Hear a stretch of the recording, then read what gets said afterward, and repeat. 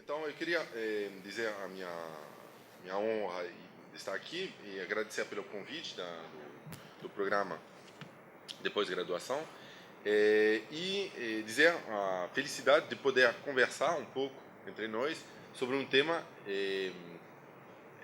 que eu acho muito relevante e que fez com que eu estudei o meu mestrado sobre justamente esse tema na França, na Universidade de Paris 10. Economia política e HPE é um tema que eu acho irrelevante de ser tratado em um curso de pós-graduação e eu vou tentar explicar por que é importante. Eu estou falando da importância de ter Vou botar na caixa. Não? Não, tá. mestres e doutores com uma visão ampla, plural e também crítica.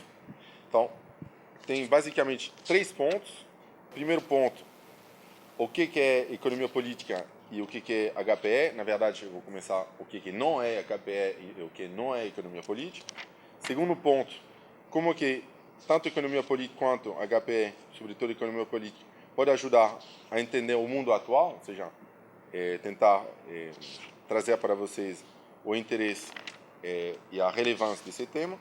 E o último ponto que me pediram informalmente, ou não lembro se era informal ou formalmente, de tentar trazer um pouco da experiência, já que tem vários convidados internacionais, a experiência que eu tive tanto na França, quanto mais marginalmente na Argentina, e também na Espanha, onde eu estudei na Universidade Complutense, quando eu estava fazendo intercâmbio,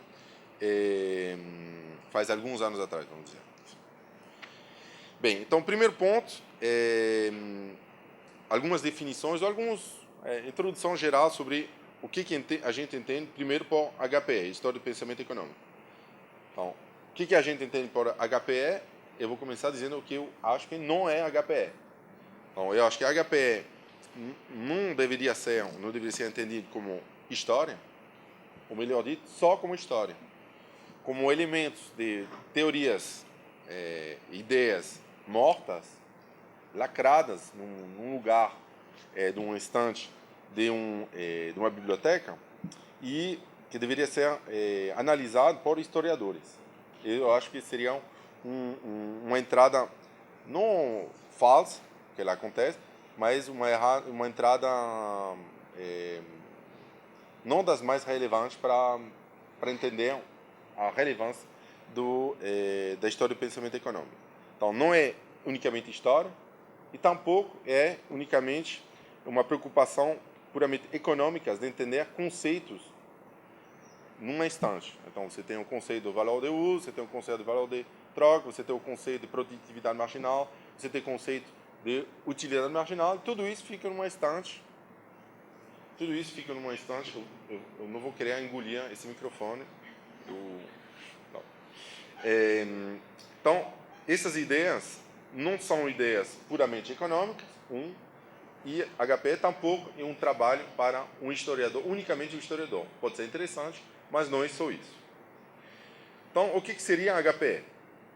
Eu acho que HPE é uma disciplina, um conjunto, digamos, de estudos que tende a entender ou analisar o porquê de certas teorias econômicas no contexto histórico e político específico. Quando eu falo isso, eu não sei se aqui nessa assembleia eu sei que tem alguns alunos formados pela UFRJ, pelo meu instituto, mas não sei se eles tiveram aula comigo. Mas na UFRJ a gente tem esse entendimento que as ideias econômicas elas só podem ser entendidas no contexto histórico que elas são colocadas. Não é unicamente utilidade marginal desde Adam Smith, que não tinha, até hoje em dia, e a utilidade marginal no momento específico em que elas foram, digamos, criadas ou utilizadas. Então, entender e analisar o porquê de certas teorias econômicas e certos conceitos econômicos se entende diretamente relacionado com o contexto histórico e político. Eu vou voltar sobre esse tema do político na segunda parte. Então, não é unicamente história, não são unicamente ideias e conceitos engavetados numa biblioteca, é entender e analisar o porquê de certas teorias econômicas entendidas num contexto específico, histórico específico, em um contexto político específico. E HPE também é uma maneira, um espaço relevante para poder tratar de maneira crítica dessas ideias econômicas e políticas através da ideia do trabalho sobre autores, mas também relacionados historicamente, colocados historicamente. Então, isso seria um pouco sobre HPE. Sobre economia política, de novo, mesma coisa. O que não seria economia política? Economia política, a meu entender, seria digamos,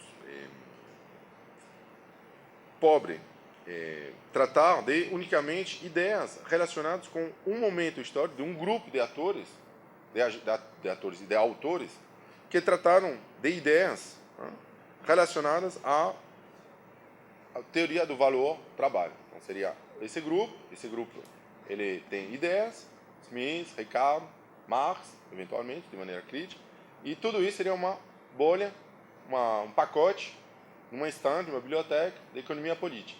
Aí tem ideias, economia política, são essas ideias. Isso, para mim, seria ruim ou um pouco empobrecedor para a análise da economia política, porque colocaria isso como ideias mortas, ideias encapsuladas no momento. São essas ideias e nunca tem a relação com o que acontece hoje em dia. E isso tornaria o meu segundo ponto irrelevante. O meu segundo ponto é por que a economia política e a HPE são importantes para entender o mundo de hoje. Se são ideias mortas colocadas numa estante, numa biblioteca, você deixa elas lá, tenta estudar elas, tem pessoas que ficam interessadas, querem saber por que esse autor tratou desse ponto e não desse ponto, por que a tradução não fica boa, mas você não tem a relação direta com a capacidade de estudar o mundo. E isso eu acho que a HPE e a economia política continuam podendo ter essa capacidade. Então, o que é economia política? Ele é um marco analítico, coerente, vamos ver o que eu falo coerente, para entender a dinâmica do mundo capitalista, especializada nessa parte, nas suas especificidades históricas.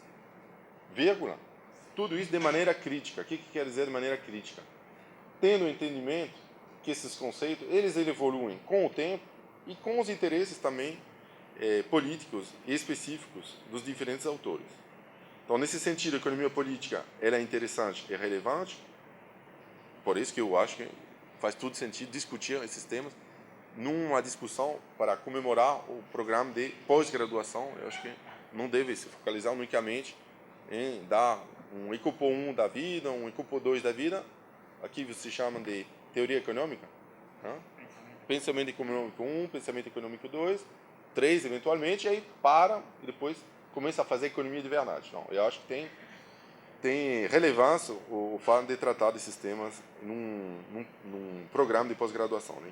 No Instituto são outros nomes, Economia Política 1 e Economia Política 2.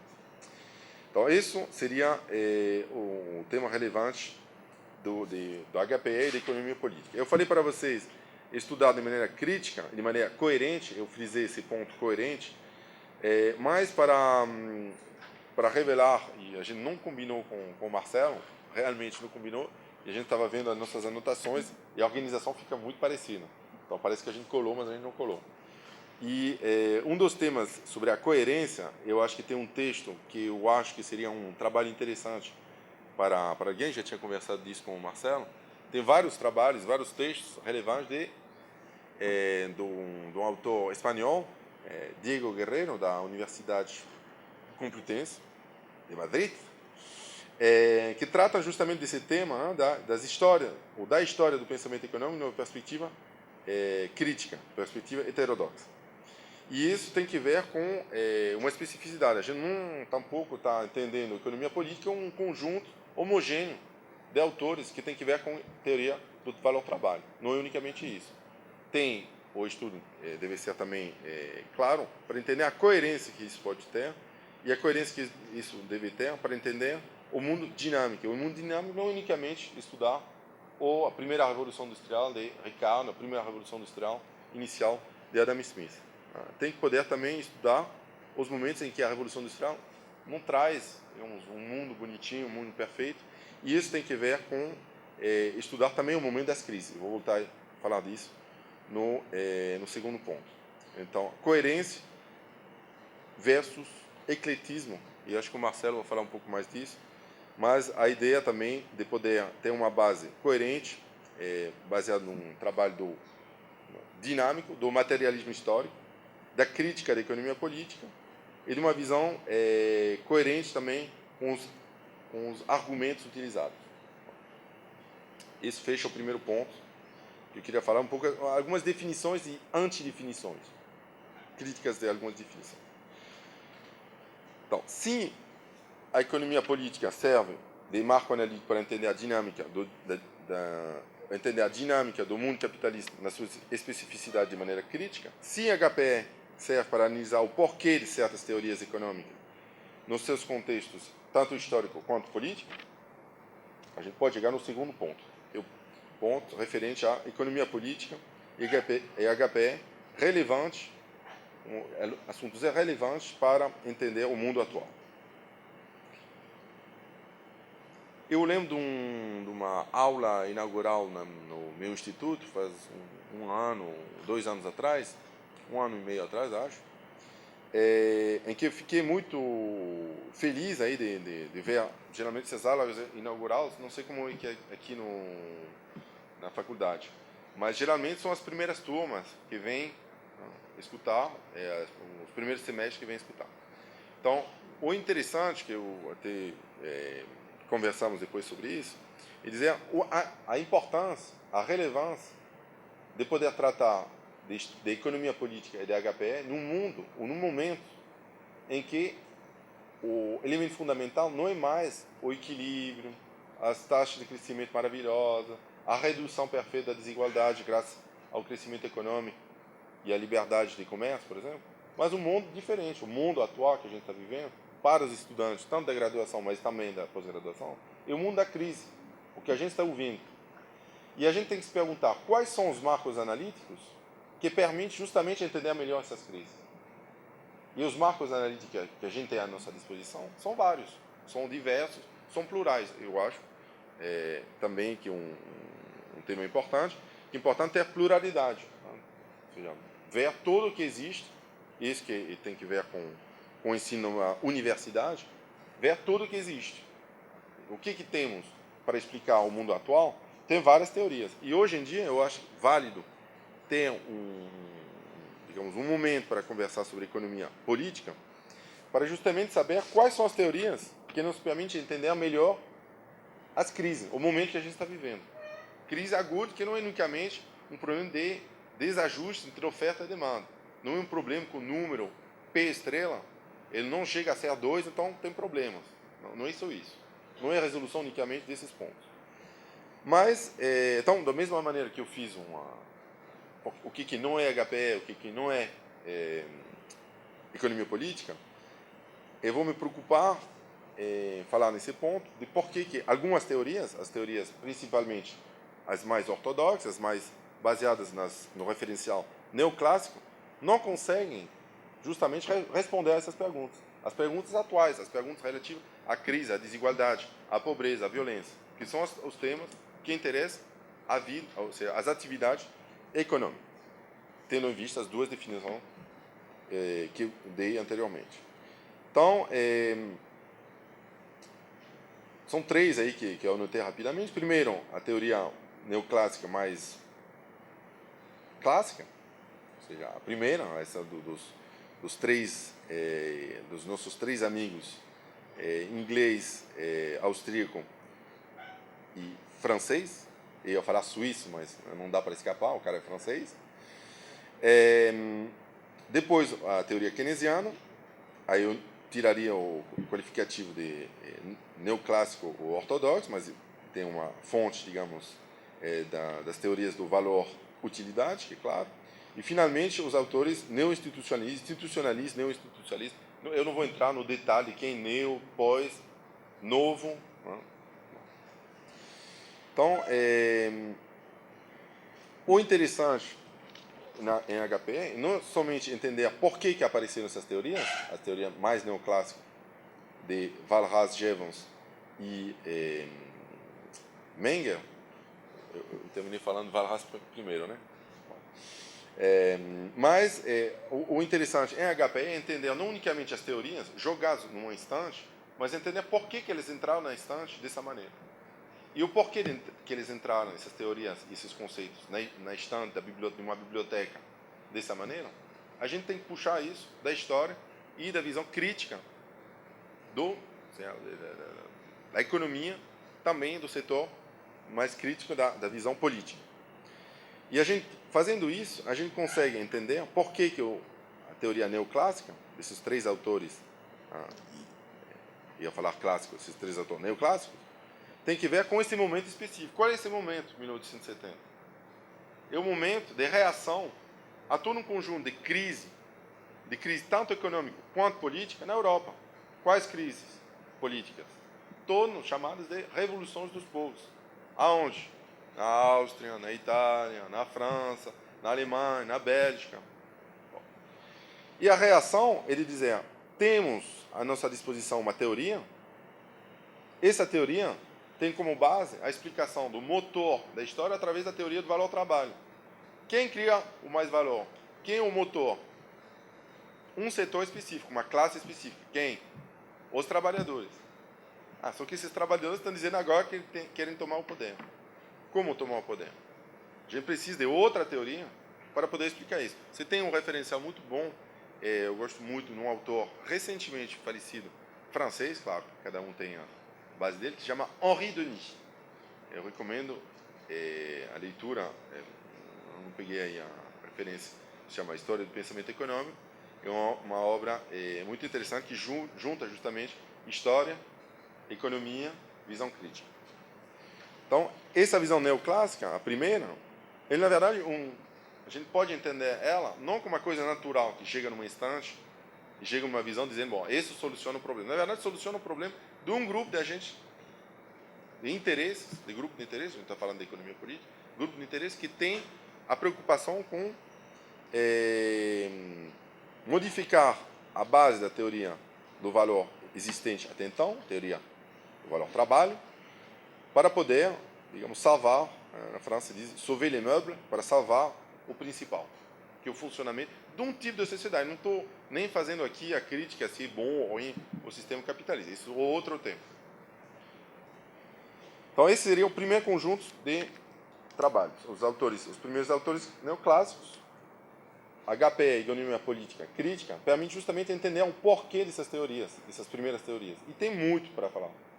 Os autores são muito interessantes, eu uso isso na aula que dou na graduação, de pegar os autores. Eu acho que esse trabalho é muito importante. Na pós-graduação, eu acho também importante pegar os autores originais, muitas vezes são muito mais interessantes do que a versão pré-mastigada que existe em alguns manuais. Então, esses seriam os primeiros. Quais são os segundos?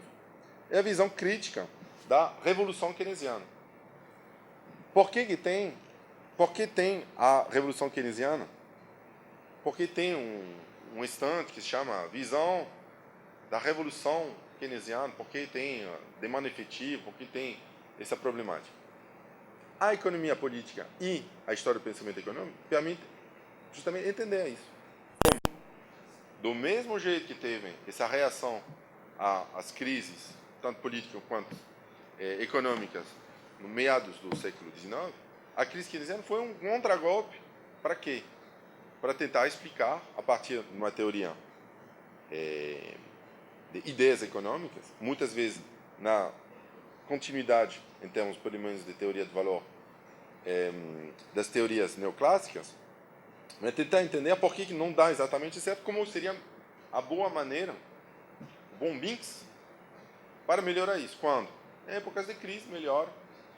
Então, esse seria o segundo ponto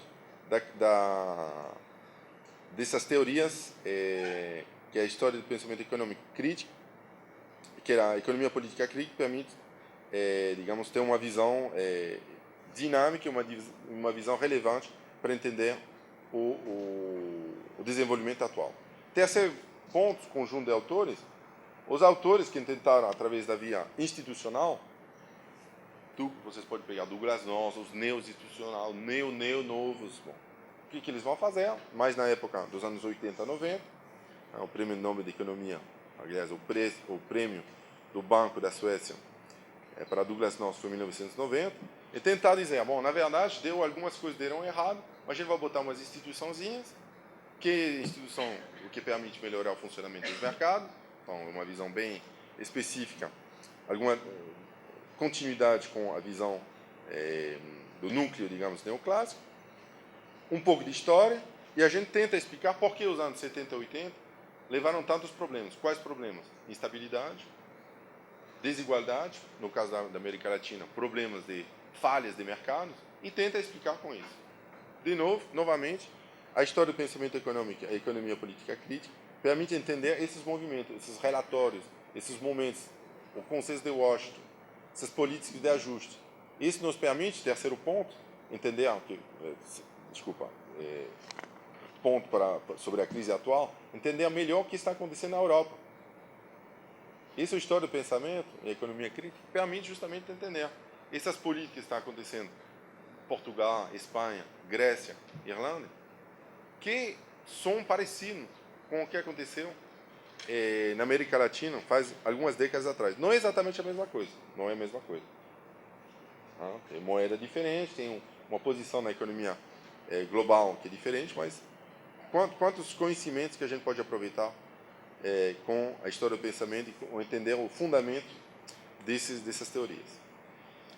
Então, esses três, os primeiros neoclássicos, a versão keynesiana, a crítica keynesiana do funcionamento pleno, do funcionamento capitalista, e a versão neo-institucionalista, termina sempre voltando para uma tentativa de explicar trajetórias referentes ao equilíbrio. Por que saiu do equilíbrio? Porque tem problemas de falhas de instituição. Por que saiu do equilíbrio? Porque tem alguns, através da taxa de juros, que poderiam ser incentivados a lucrar de maneira especulativa, em vez de produzir de maneira boa. Ou porque tem agentes que não são racionais. Não institucionalistas, keynesianos e os neoclássicos, os primeiros neoclássicos. Então, isso faz com que, hoje em dia, para entender quais são as teorias interessantes para entender a situação atual, muitas dessas teorias não são suficientes. Eu não digo que a teoria neoclássica não é importante, ou a teoria ortodoxa, a teoria keynesiana, a teoria neo-institucionalista. Todas são interessantes. Todas. A gente tem que saber e estudar bem todas. A visão da economia política crítica, ela faz o estudo de todas. Ele tem uma visão, eu acho, coerente, em função de uma tentativa de entender a dinâmica do mundo atual, nas suas especificidades históricas, de maneira crítica e mobilizando o contexto também político, que acho que vale a pena também lembrar isso. Equilíbrio, a gente está procurando esse equilíbrio. Ou, na verdade, a gente poderia se perguntar por que a gente está procurando esse equilíbrio. Porque, na verdade, não adianta muito. Bom, em termos mais dinâmicos, toda a teoria sobre a convergência, hoje em dia, está meio que estourando. Então, por isso, é interessante voltar às teorias que possam nos indicar, por exemplo, como responder a algumas problemáticas atuais. Que eu acho que essas teorias, tanto neoclássica, liberal, pós-keynesiano, novos, botam um pouco mais de taxa de juros, tiram um pouco de poupança, botam... Para mim, isso é receita de bolo e termina sendo relativamente pouco relevante. Bota mais uma instituiçãozinha aí, tenta tirar aí um pouco de poder de barganha, mas termina sendo fraco. O que a teoria, ou a história do pensamento econômico e a economia política pode nos ajudar, pode nos ajudar para entender a crise atual? Então, são dois pontos que eu vou levantar aqui a crise dos derivativos. Por que a história do pensamento econômico é interessante e por que a gente pode ficar mais tranquilo para explicar isso como economista quando a gente tem uma visão da maneira que definir economia política e interessado em HPE. Esses mercados derivativos não é outra coisa que o mercado completo definido por vários dos autores neoclássicos lá atrás. Dois autores, o Kenneth Arrow, ele é britânico ou norte-americano? Kenneth Arrow, norte-americano.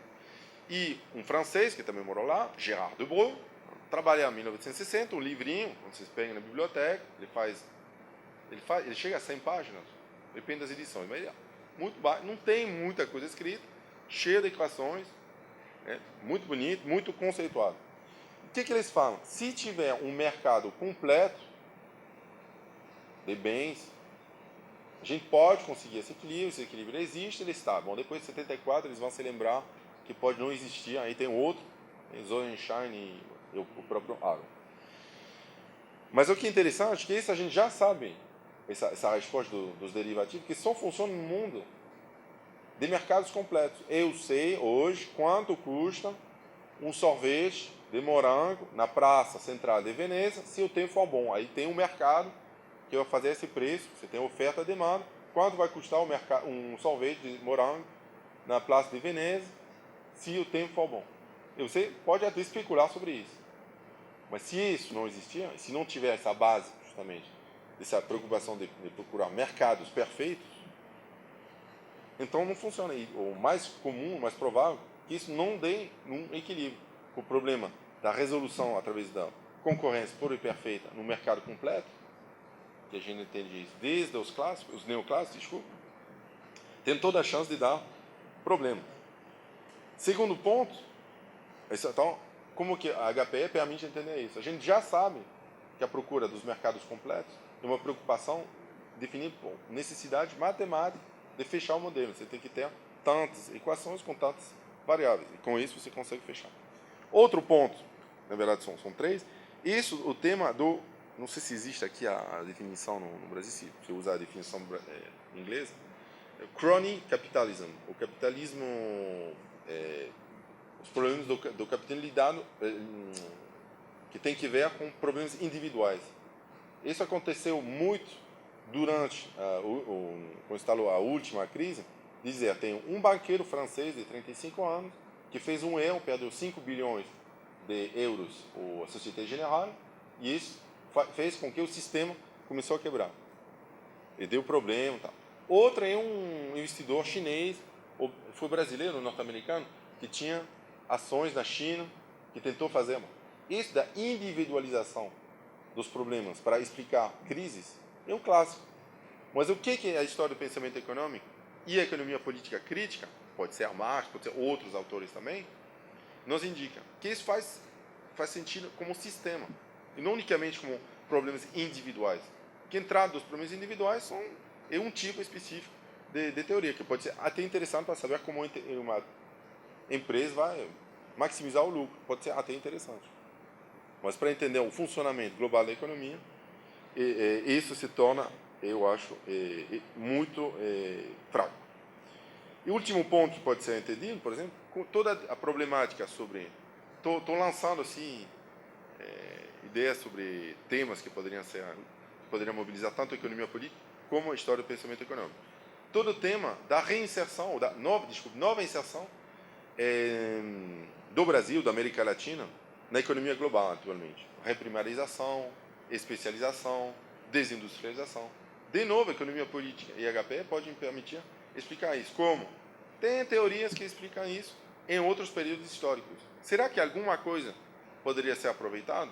Será que as teorias as teorias da dependência, ou a teoria da inserção internacional desigual pode ser relevante? Quem sabe? Mas a maneira de saber isso vai ser o estudo dessa origem dessas teorias. Então, tanto para entender o problema da crise derivativa, toda a crise sistêmica, em vez da explicação individualista, ou até a própria teoria da dependência, podem ser elementos relevantes que eu acho que mostram isso. Então, concluindo, terminando essa parte, a terceira parte, a conclusão, um pouco a experiência que eu vi, principalmente na França, e um pouco na Argentina, um pouco na Espanha e um pouco no Brasil, da HPE. Primeiro na França, onde eu estudei mais. Eu acho que existe uma tradição forte de economia política e de HPE, né, com vários autores, com uma tradição que vem desde a criação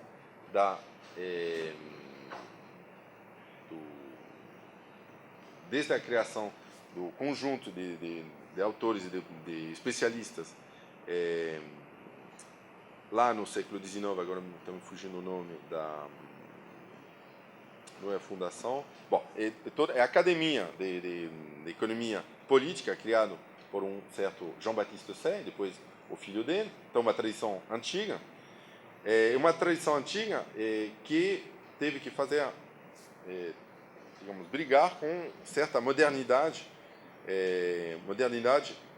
eu botei entre aspas aqui, europeia, que tem que homogeneizar os programas. E a gente vê que essa homogeneização, muitas vezes, no marco da educação superior, ela passa por a problemática do Consenso de Bolonha.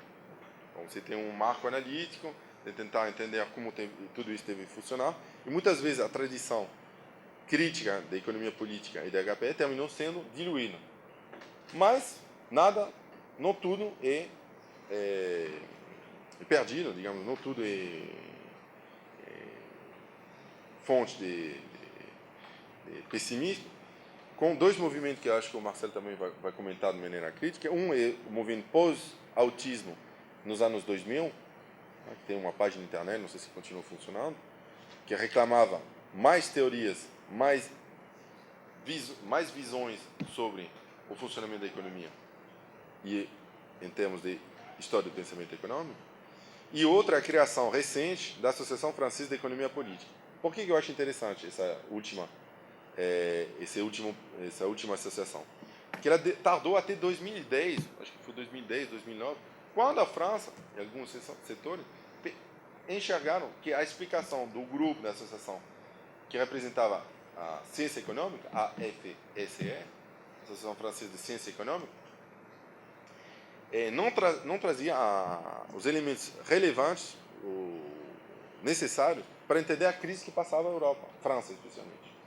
Então precisava novas teorias. E para isso precisa, de novo, pegar e reativar toda a parte tanto da economia política quanto de história do pensamento econômico. Isso achei interessante e eu acho que o Brasil terminou ficando na ponta. Porque, se mal não lembro, a gente está aqui na UF, foi o lugar onde foi criado também a Sociedade Brasileira da Economia Política, ou pelo menos o lugar onde aconteceu o primeiro encontro em 96. Por quê? Olha assim que interessante. O que acontecia nos anos 90 no Brasil? Crise, neoliberalismo e os problemas, nos anos 93, 94, da hiperinflação, depois o Plano Real e todo uma modernidade que a Europa também conheceu um pouco mais tarde. Pena que a França demorou para aprender isso. Então, Argentina tinha uma tradição também importante, mas é importante também lembrar como essa tradição da economia política e da história do pensamento econômico foi arrasada por dois fenômenos. O primeiro, a ditadura militar durante uns longos 6 anos, 7 anos, 76, 83. E segundo, os anos 90, em que era praticamente um suicídio começar a falar da economia política, crítica, e de falar da história do pensamento econômico. Tinha um caminho, na Argentina, você tinha que falar as palavras que davam certo, com um marco analítico referente a essa visão política. Quase desapareceu. E, felizmente, tem todo um grupo ligado a EDI, economista de esquerda, depois o Marcelo, agora eu vou falar assim. O Marcelo me lembrava que tinha que ver com no final dos anos 90 na UBA, na Universidade de Buenos Aires, que tentou levantar novamente essa visão crítica, essa visão... Eu tenho que começar tudo de novo? Eu acho que também toda a parte das jornadas de economia crítica são lugares espaços em que os estudantes daqui da UF, do programa de pós-graduação, poderiam ter interesse em participar. Tem uma página na internet, tem muitas coisas interessantes. E finalmente a Espanha, que eu também tive a oportunidade de estudar um curso que chamava História das Doutrinas Econômicas na Complutense, em Somosaguas. Eu pegava o ônibus H, muito legal. Que era muito interessante. Primeiro, um tema, a gente chegou com um grupo de estudantes da Universidade de Paris 10 Nanterre, que Nanterre historicamente é um lugar onde tinha uma forte tradição da economia política crítica, economia marxista, não unicamente, mas também. E quando a gente chegou e foi discutir quais eram os temas que a gente ia escolher, um escolheu trabalhar sobre Marx, outro sobre Engels, e aí a reação foi: mas vocês continuam trabalhando sobre esses temas porque tem outros que existem que podem ser mais relevantes. Bom, então, essa modernidade europeia que termina homogeneizando um pouco tudo isso, termina também tirando e botando algumas doutrinas como mortas, tal como eu falava inicialmente. Eu acho um erro. Na verdade, a gente pode resgatar elas e tem todo o interesse em fazer isso. E eu acho que aqui na UF vocês têm um grupo de professores de ponta sobre isso. Então eu fecho a minha apresentação agradecendo mais uma vez o convite e isso. Bom, como o Alexis falou, a gente não combinou previamente o que a gente ia falar, e no almoço a gente descobriu que várias coisas estavam mais ou menos sobrepostas. Vou poupá-los de toda e qualquer sobreposição. O que eu preparei aqui, na verdade, bom, e não podia ser diferente, dado que é uma característica pessoal minha, de provocação, portanto eu vou provocar, sim. Mas eu vou fazer isso em 3 grandes pontos. Eu vou fazer apontamentos sobre 3 grandes questões a respeito da temática da discussão de hoje à tarde. O primeiro ponto, aliás, os 2 primeiros pontos são exatamente os pontos pelos quais o Alexis passou. História do pensamento econômico, o primeiro, economia política, o segundo, se bem que na economia política eu vou, dado que ele já percorreu outras praias, eu vou provocar um pouco mais na questão entre a diferença entre ortodoxia e heterodoxia. E vou terminar com um terceiro grande ponto, teoria do valor, porque eu sou, enfim, além de polêmico, chato mesmo, tentando meio que dar uma ponte, fazer um encaminhamento para a discussão de amanhã à tarde, defender um pouco o meu peixe. Não vou falar de crítica da economia política, vou me segurar muito, mas não vou falar. Vou falar da economia política. Bom, primeira coisa, então, a respeito da história do pensamento econômico, evidentemente, até por uma questão quase que de lógica, de obviedade, em termos de lógica formal, o que raios é a história do pensamento econômico. E o Alexis já meio que trabalhou essa temática, eu gostaria só de apontar 2 coisas. A primeira delas, talvez isso não seja tão perceptível para o Alexis, porque isso é uma coisa mais linguística daqui, que é a diferença, nem sempre tão sutil, entre história e história. O história com E. E, normalmente, quando se estuda HPE, História do Pensamento Econômico, implicitamente, às vezes é explícito, não, o pessoalzinho lá que fica contando história. Inclusive o pessoal mais hard science, para usar uma linguagem que eles entendem, costuma dizer que é o pessoal do blá blá blá.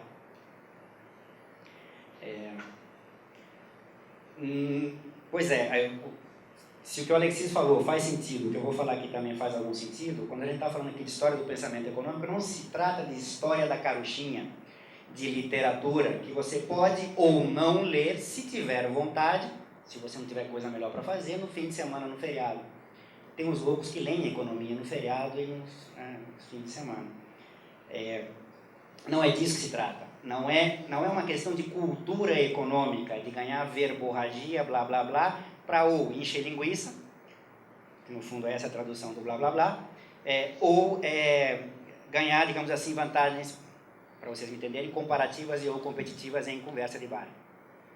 Eu estou escrachando porque é assim que a coisa é tratada, de forma escrachada. Não se trata disso. Não se trata, como o Alexis bem falou, e eu usei a mesma expressão, de revisitar teorias mortas. E por que não? E aqui eu vou ser duro. Por que estudar HPE não é só uma questão de ilustração ou cultura econômica? Porque a teoria econômica, no seu conteúdo, na sua fundamentação, nos seus princípios filosóficos e, portanto, teóricos, é a mesma desde o século XIX. Sem tirar nem pôr.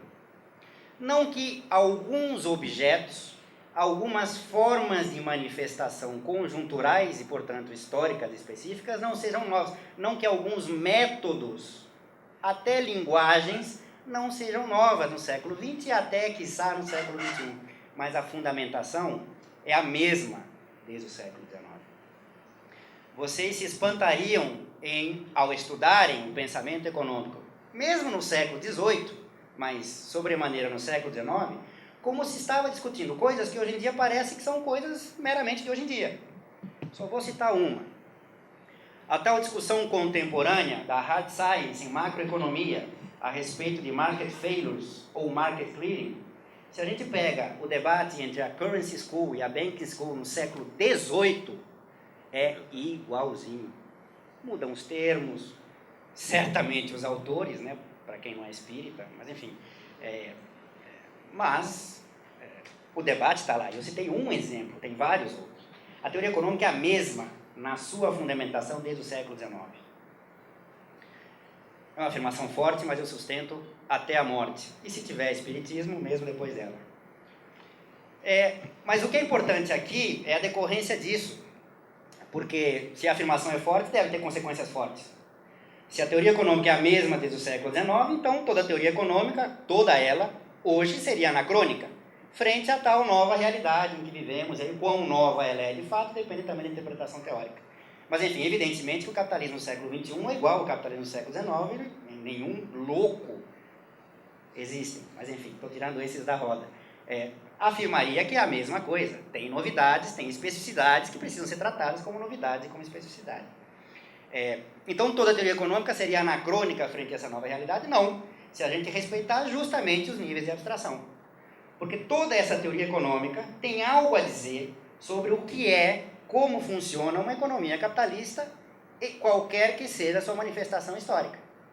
Respeitado isso, é perfeitamente possível revisitar essa fundamentação da teoria econômica para poder interpretar fenômenos novos, sabendo que são fenômenos, aspas, novos, ou pelo menos com uma manifestação nova. Ou seja, o critério aqui é o seguinte: se ainda vivemos na economia capitalista, gostemos disso ou não estou nem discutindo isso, o fato é que qualquer teoria econômica, umas melhor, outras pior, é uma discussão também interna que podemos fazer, que tem algo a dizer sobre o capitalismo, precisa ser, de alguma maneira, revisitada. Isso nos leva às vantagens, aqui vantagens entre aspas, mas enfim, vantagens, possibilidades, do estudar HPE, do estudar a história do pensamento econômico. Aqui eu poderia fazer uma listagem ad infinitum. Eu vou ficar apenas em 4 vantagens ou possibilidades a partir do estudo da história do pensamento econômico. A primeira é óbvia, mas às vezes as coisas óbvias precisam ser ditas. O estado atual da ciência econômica, não gosto de nenhum dos termos, estado atual, ciência e econômica, mas enfim, para que vocês me entendam, o estado atual da ciência econômica, olhem como é óbvio, implica a sua história.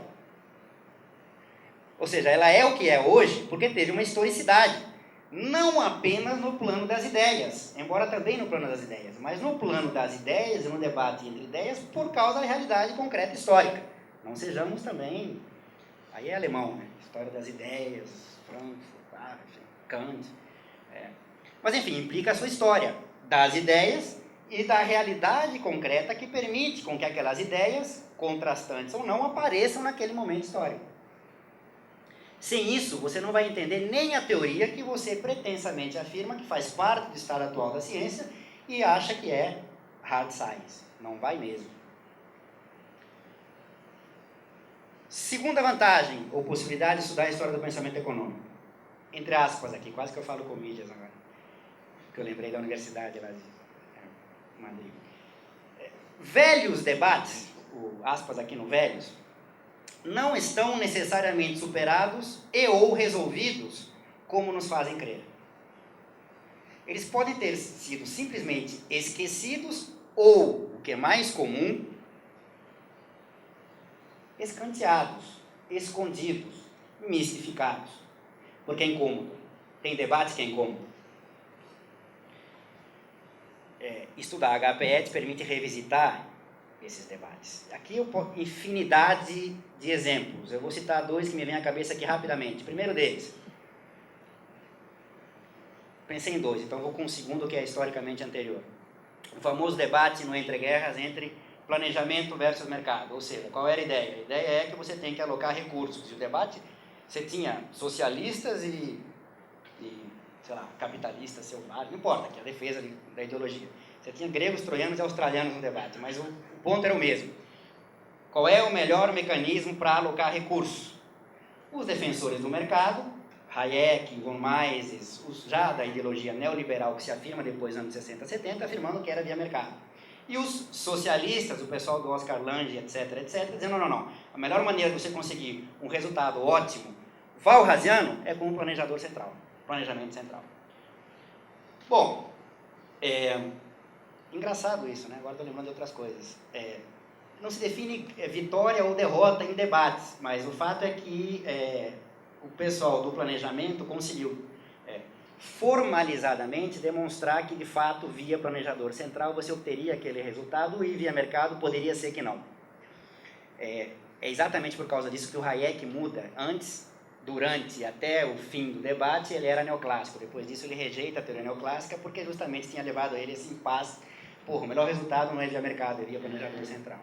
Mas enfim, o segundo debate que me veio à cabeça aqui, também escanteado, ninguém mais fala nisso, é o famoso debate Cambridge ao quadrado. Como assim ao quadrado? Cambridge versus Cambridge. Aqui tinha Cambridge Inglaterra, Cambridge Estados Unidos, o famoso debate sobre como se mede capital. Para um marxista isso não faz o menor sentido, mas para neoclássico e ricardiano faz todo sentido. E, de novo, não tem vitoriosos derrotados nesse sentido das ideias, tem do ponto de vista da hegemonia teórica. Mas o fato concreto é que o pessoal ricardiano conseguiu demonstrar que a forma como se, aspas, mede ou se trata a capital na economia neoclássica é, no mínimo, para dizer assim, complicado. O que os neoclássicos via Samuelson fizeram? Tá bom, então tá, ponto final, voltemos a hard science. Fez parte da história do pensamento econômico no mau sentido. Literatura para fim de semana, se você não gosta de futebol, não toma cerveja, não tem filho, enfim. Né? Pode ser as três coisas. Terceira vantagem ou possibilidade de estudar HPE, a teoria econômica contemporânea, aliás, toda ela, hegemônica e não hegemônica. Bom, primeiro, a teoria econômica contemporânea não é única. Não existe uma teoria sobre um aspecto econômico. Mas no manual, mas é manual por isso. E geralmente o manual reflete a teoria hegemônica, que também tem debates internos, não nos enganemos. Mas, às vezes, nem os debates internos, a própria teoria econômica são apresentados, por conveniência ou não vou nem entrar aqui em detalhes. Meu ponto aqui é o seguinte, a teoria econômica contemporânea não é única, tem outras, que precisam ser, no mínimo, e do ponto de vista do ensino, é uma obrigação para quem está tentando oferecer curso de economia, dizer que existem outras teorias. No mínimo. Não estou querendo dizer que tem que defender A, B, C ou D. É no mínimo. É obrigação do professor ou do curso e direito do aluno, em qualquer nível, graduação, pós-graduação, saber que tem outras teorias econômicas. No mínimo saber. Não vou nem dizer que tem que ser bem dado, etc. Pode dizer. Às vezes o óbvio tem que ser dito. Quarta vantagem ou possibilidade do HPE, o que a HPE te permite de coisas que sem isso você não consegue, talvez seja a coisa mais importante. Você consegue perceber que a teoria econômica contemporânea, que já não é única, pelo que eu falei antes, ela provém de distintas, porque ela não é única, filiações teóricas e filosóficas.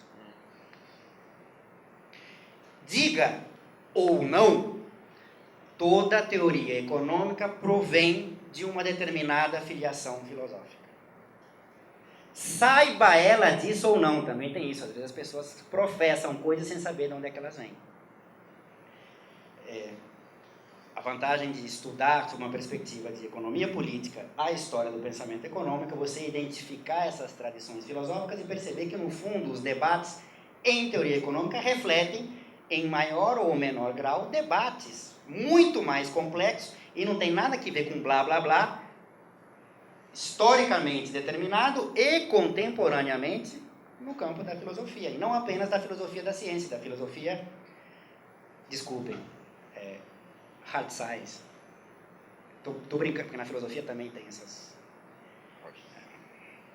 Não com esses termos, mas enfim. Enfim, tudo isso para dizer o seguinte, esses 4 pontos. Manual, mesmo de HPE, do meu ponto de vista, não serve para porra nenhuma. Tá gravando é para gravar. Para nada, zero. Sabe quando eu aprendi microeconomia? Quando eu li o Marshall. Livro 5º, principalmente, mas as notas... E eu sou marxista, tá? E as notas... Se é que vocês já não perceberam. As notas de rodapé dos princípios de economia do Marshall são brilhantes. Brilhantes. Brilhantes. Quando é que eu fui aprender alguma coisa de dinâmica econômica, porque tem macro e micro, neoclássica ou neokeynesiana? Quando eu li Valor e Capital do Higgs. Tem que ter paciência. Tomar um engolve e ler, é verdade. Mas é brilhante. É brilhante, pô. Porque o Higgs tem 2, né? Tem o Higgs antes de virar keynesiano, hard keynesiano, e depois que ele diz, não, o que eu falei lá no ISLM não tem nada a ver agora, o que vale mesmo é Keynes. Eu nunca lembro. Um é John R. Higgs, o outro é J.R. Higgs. Ele assina diferente conforme, enfim. Talvez o único caso de pessoa que mudou de ideia e teve que alterar a grafia como assina para... Ah, não, mas aí é uma outra questão. Aí é uma outra questão. Aí é uma questão de gênero. Não estou discutindo isso. Enfim. Tudo isso para dizer isso. Ou seja, mesmo quem trabalha com microeconomia e macroeconomia hard science, manual, tanto melhor entenderá aquilo se for a fonte. Vários exemplos. Ah, eu conheço a curva de oferta de Lucas. Sim, você leu aonde? No manual do Blanchard ou da USP? Não. Tem que ler o artigo do Lucas. É completamente diferente. Ah, não, eu sei que o debate do Monetary Business Cycles com o Real Business Cycles tem a ver com as flutuações. Onde é que você diz? No manual? Não. Você vai ter que ler o Understanding Business Cycles lá do Lucas e do Cycles e vai ter que ler os textos do pessoal do Real Business Cycles. Original. É muito mais rico. Ah, o modelo de crescimento do solo é muito pobre, tosco. Sim, pobre e tosco as 2 primeiras sessões. Alguém leu o resto do artigo? Ele fala de distribuição, ele fala de ciclo. A maneira neoclássica, mas fala, não é tosco. Ficaria ad eternum aqui, demonstrando para vocês como, via de regra, os originais são melhores do que os pasteurizados. Bom, economia política. Primeira coisa importante é o seguinte, qual é a diferença de economia política para economics? E aqui, cuidado, a palavra é menos importante daqui, como sempre, aliás, do que o conteúdo. Por quê? Porque na segunda metade do século XIX, vários autores, alguns você já citou, aliás, você citou Germans, Mengel, continuavam utilizando a economia política como um sinônimo de ciência econômica. Só que incomodados. Por que incomodados? Primeiro por causa do termo. Political é meio, né? Não é muito scientific, né? Political, né?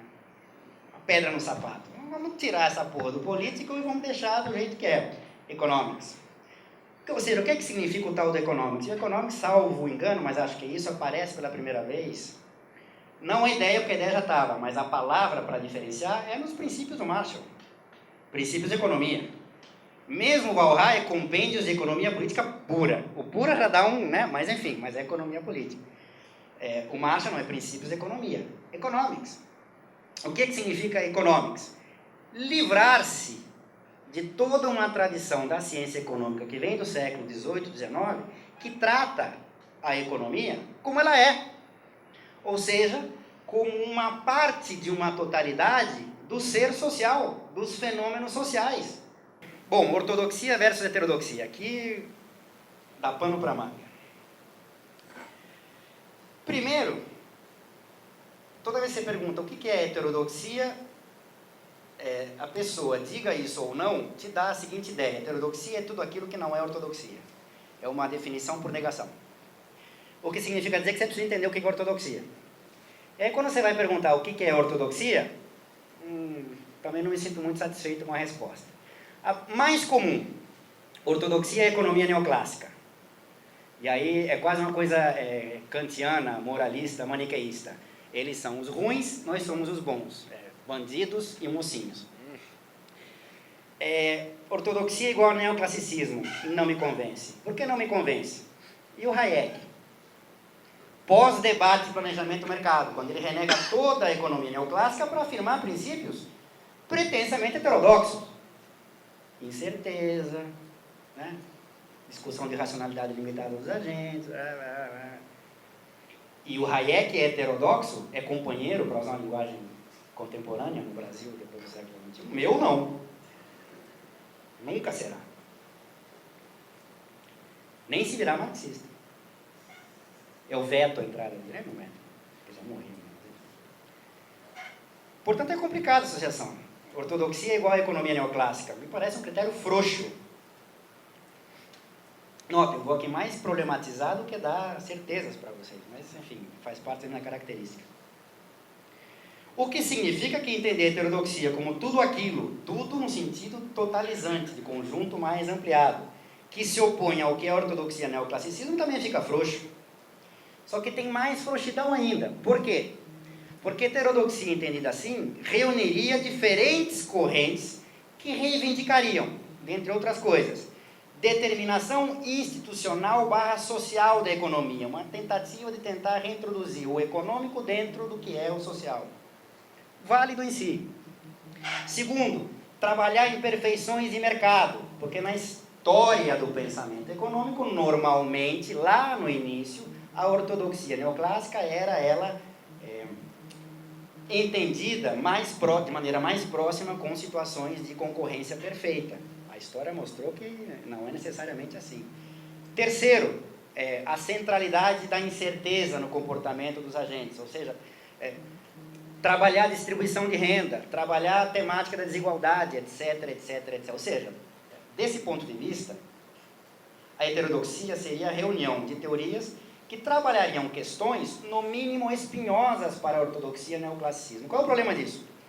Que todas, sem exceção, essas temáticas, que seriam exclusividade da heterodoxia, foram internalizadas pela ortodoxia neoclássica.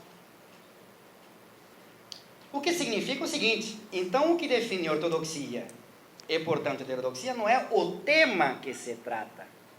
Não. Mas vai soar óbvio porque tá? O que diferencia uma perspectiva teórica e, no limite, filosófica da outra, não é o que se trata, mas como, teórica e filosoficamente, se trata. O que significa que, se você não entender qual é a perspectiva teórica, de onde ela vem, com quem ela dialoga, com quem ela se confronta, e qual é a sua fundamentação filosófica, você não vai entender porra nenhuma. De novo, não é uma questão de blá, blá, blá. A não ser que vocês achem que pensar é blá, blá, blá. Bom. Outro ponto. Você me corta, por favor, tá? Heterodoxia poderia ser entendida como um resgate, como se ela retomasse a economia política em contraposição ao economics. Ou seja, como se fosse uma espécie de confrontação com a perspectiva, no seu nascedouro, mas se mantém, positivista da economia. Ou seja, trabalhar a economia como ela é, como um elemento da totalidade do ser social, ou seja, fugindo do economicismo, tratando as visões de mundo, perspectivas políticas das classes sociais, reintroduzir análise de classe, enfim, temáticas que estariam fora, Estado, etc, etc, etc. E aí, de novo, a questão é como ela faz isso. Se é isso, é como ela faz isso. E aí, a tal heterodoxia, como ela tem feito, de fato, também não me agrada muito. E aqui, 3 exemplos, você já citou um. Problema da economia é a matematização. movimento pós-autista. Está muito matematizado, muito métodos quantitativos e estamos querendo estudar mais história, filosofia. Aqui eu estou simplificando um pouco o argumento. Tudo bem, acho que tem que estudar história, filosofia, mas, primeiro, a culpa, se é que tem alguma culpa, da teoria econômica ser limitada, não é do instrumento, por mais que o instrumento seja limitado. Os métodos quantitativos, como todo e qualquer instrumento, são limitados, mas também tem possibilidades. Você não pode culpar o método, um instrumento ou a linguagem, conforme seja o caso, por um tratamento teórico específico que se faz a partir daquele método, daquele instrumento, daquela linguagem. O problema está na teoria. O que significa dizer o seguinte, de nada adianta você não estudar mais métodos quantitativos, estudar história e filosofia, mas a teoria é a mesma. A perspectiva filosófica e teórica é a mesma. E aqui, Douglas North, não precisa falar mais nada. Vamos estudar história? Vamos, mas estudar história. Período da escravidão, com o escravo, fazendo uma análise, custo-benefício, otimizando, chegando à conclusão que para ele, dadas as restrições, era melhor ser escravo, puta que pariu. O cara ganhou o Nobel. O cara ganhou o Nobel. Não dá, né? Essa New Political Economy, a nova economia política, é piada, né? Todo mundo tem o direito de fazer a teoria que quiser, mas chamar isso de economia política, por favor. Ah não, porque estamos trabalhando agora com a ciência política. De novo, economia política não é economia mais política. Enfim, aqui eu também poderia ficar muito tempo. Último comentário sobre a questão da heterodoxia e ortodoxia. O Alexis não fez, por isso que eu sou obrigado a fazer, embora ele tenha mencionado, a questão do ecletismo. Se heterodoxia, como se entende em alguns momentos, é tudo, ou seja, um conjunto de teorias que se opõe à ortodoxia neoclássica, porra, aqui tem de novo gregos, troianos, australianos e franceses. Porra, prometi que não ia fazer piada, né? Brasileiro, enfim, haitiano. E aqui, tá bom, vou usar uma expressão de você, orro, cuidado. Por quê? Você não, uma afirmação teórica não é equivalente à negação, ou seja, não é porque você tem teorias que se contrapõem à economia neoclássica que podem ser trabalhadas numa nice, numa boa. Por quê? Distintas teorias são, às vezes, em muitos dos casos, incomparáveis. Por quê? Porque tem filosofias, perspectivas filosóficas distintas, contrapostas. Tem perspectivas de filosofia da ciência contrapostas. Tem visões de mundo, posicionamentos ideológicos contrapostos, conflitantes. Tem pressupostos teóricos contrapostos. Não dá para juntar alhos com bugalhos, às vezes. E mesmo quando dá, o que é raríssimo, uma fusão teórica, que é o princípio do ecletismo, fusão teórica, um pouquinho disso, um pouquinho daquilo, um pouquinho de lá, e o Brasil é... Enfim, não vou citar nomes. Uma fusão teórica se dá necessariamente por absorção. O que implica que tem uma teoria que absorve, portanto predomina, e tem uma teoria que é absorvida, portanto é dominada. O que nega o próprio princípio, ou seja, o ecletismo é autocontraditório. Por mais que você tenha inspirações e influências são lidas, tomadas e trabalhadas com base numa perspectiva teórica. Portanto, é um falso ecletismo no seu sentido mais puro. Não estou dizendo que as pessoas têm que ser puristas, tá? Podem ter várias influências. Se houver o prazer, a única coisa que eu estou dizendo aqui é orro, cuidado. Não dá para misturar alhos com bugalhos. Keynes não é igual a Kalec, que não é igual a Schumpeter, que não é igual a Marx, que não é igual a Ricardo, que não é igual. Se fosse igual, é redundante porque é. Não seriam diferentes. Né? Enfim. Bom, meu tempo certamente está acabando. Não vou falar nada sobre teoria do valor. Sorte de vocês. Quero fechar só com o seguinte, para não deixar a coisa no vácuo. Critérios para diferenciar ortodoxia e heterodoxia, dado que eu desconstruí muito e construí quase nada. Aqui eu vou contrapor dois critérios, afora os que eu já falei. O primeiro deles é o seguinte, principalmente depois dos anos 90, em função da cheia neoliberal, se a gente quiser usar a linguagem, costumou-se implicitamente trabalhar essa clivagem ortodoxia, heterodoxia a respeito do funcionamento, ou a fé, se vocês quiserem, no livre funcionamento do mercado. Ah, isso é muito blá blá blá, tá bom, para quem é hard science. Se você trabalha no modelo aceitando o market clearing ou não, melhorou? É a mesma coisa. E aí ortodoxo seria quem aceita a hipótese de market clearing, se no curto ou longo prazo não vou discutir, e heterodoxo seria quem rejeita o market clearing, se no curto ou longo prazo também não vou discutir isso. É isso mais ou menos como em alguns momentos se trabalha a clivagem ortodoxia e heterodoxia. Também não gosto muito não. Por quê? Porque aí, e olha que não tem ninguém que brigue mais com o neo-ricardiano do que eu. Mas eu sou honesto. Se esse é o critério, Smith e Ricardo são ortodoxos. Funcionamento do mercado, eles são ortodoxos. O que traz um problema. Por quê? Bom, e os neo-ricardianos? Se eles bebem, se tem como sua fonte teórica Ricardo, e Ricardo é ortodoxo, por esse critério eles seriam o quê? E os ricardianos de esquerda? Los hay. Existe? Pois é, tem. É meia dúzia, mas tem. Como é que fica? O cara é ortodoxo de esquerda. Olha só que maravilha. Eu, não sei se isso é bom ou ruim, não importa, mas eu, algum critério tem que usar, trabalho com um duplo critério. Embora para mim, ficar taxando alguém ortodoxo, heterodoxo, para mim, mas enfim.